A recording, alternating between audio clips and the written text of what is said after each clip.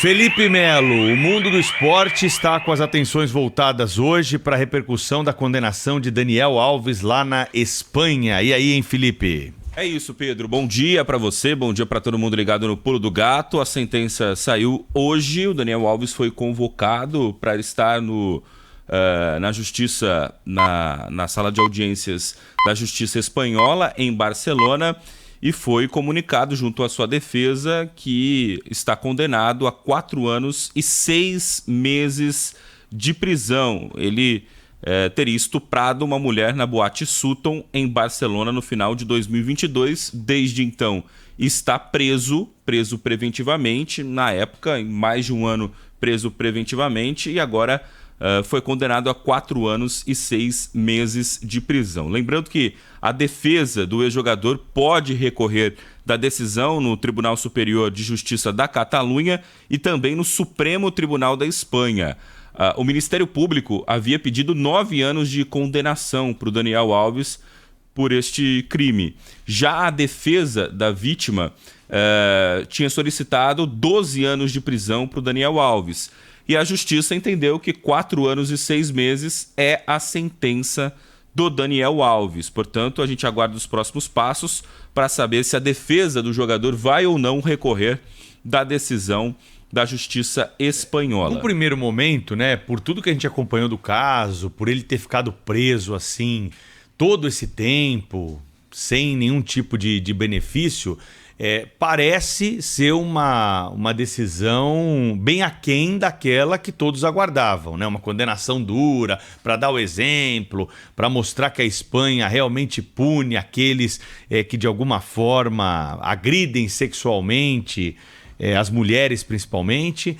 Pareceu, num primeiro momento, uma pena bem aquém daquela que se tinha expectativa, até pelos argumentos que o Felipe trouxe aqui. A denunciante pedia 12 anos. O Ministério Público Espanhol pedia 9 anos. Claro, a defesa do Daniel Alves pedia absolvição, e qualquer advogado que não pede absolvição do seu cliente não está exercendo aí a melhor defesa. Então, bem aquém dos 9 e dos 12 anos de prisão, a sentença da juíza, que foi muito dura durante essa investigação toda, com os pedidos da defesa do Daniel Alves, né, Felipe? Exatamente. 28 testemunhas foram indicadas pela defesa e também pela acusação, prestaram depoimentos, até a mãe do ex-jogador foi no tribunal participar do julgamento e foi convocada como testemunha. Agora, a gente está apurando a informação da Espanha sobre a progressão, né, de pena.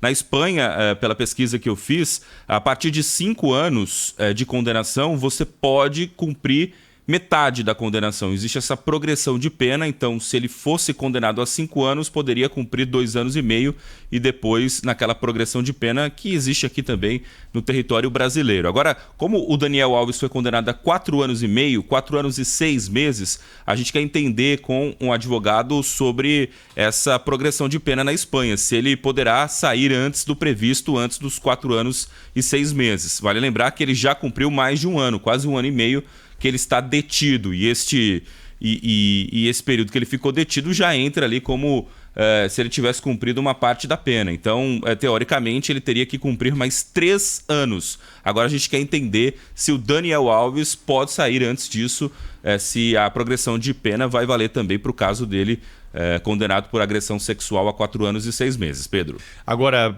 eu estou vendo a sentença aqui, né, da magistrada, não deu tempo de ler tudo, até porque está em espanhol, então tem também essa dificuldade, mas no fim aqui ela escreve o seguinte, ó: el acusado mantiene la situación de privación de liberdad. Então, o Daniel Alves permanecerá preso, o que é uma diferença aqui para o Brasil, que muitas vezes o sujeito é condenado, ainda mais quando é uma pena baixa assim, primeira coisa que acontece, não, vai cumprir em liberdade, por mais que seja uma contradição, acontece.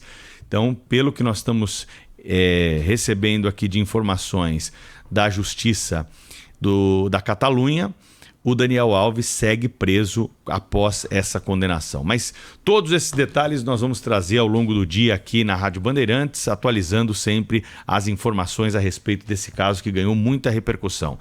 Felipe, mas o Cruzeiro foi eliminado da Copa do Brasil?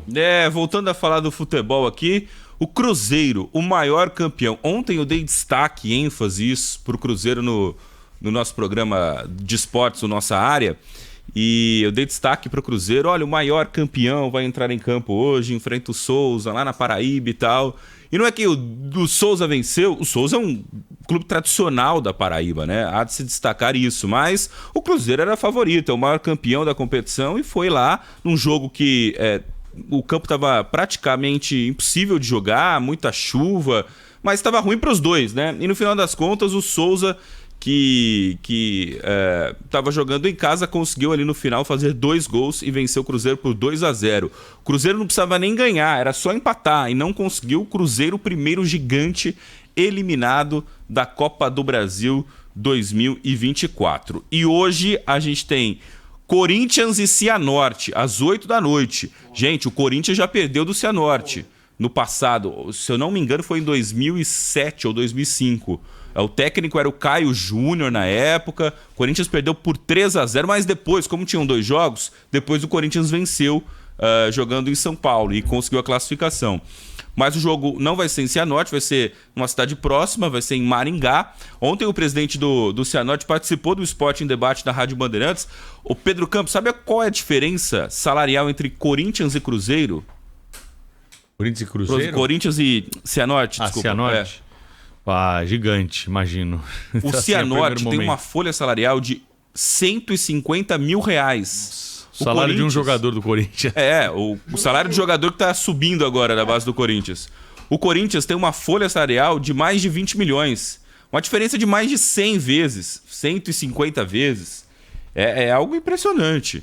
E hoje os dois vão duelar pelo campeonato, pela Copa do Brasil. Isso que é interessante da Copa do Brasil, né? Um gigante pode enfrentar um time que está na 4ª divisão e os dois ali com chance de classificação para a próxima fase. Hoje também tem jogo pela Copa do Brasil do Coritiba, que joga contra o Águia de Marabá. Jogo de hoje da Copa do Brasil. Destacando ontem também a eliminação do Ituano, perdeu para o São Luís. O Bahia venceu por 4-0 o Motoclube. E destacar também a vitória do Atlético Goianiense contra o União Rondonópolis, 3-1, jogos pela Copa do Brasil. Muito bem, mais alguma coisa a acrescentar aí, Felipe Melo? Libertadores da América. O Botafogo jogou ontem na fase pré-Libertadores, que é a segunda fase, contra o Aurora, lá na Bolívia. E o jogo terminou empatado, tudo igual. Botafogo e Aurora 1-1. E agora, no próximo jogo, o Botafogo define em casa a classificação para a terceira fase da Libertadores. Ainda não é a fase de grupos, mas seria a terceira fase da Copa Libertadores da América.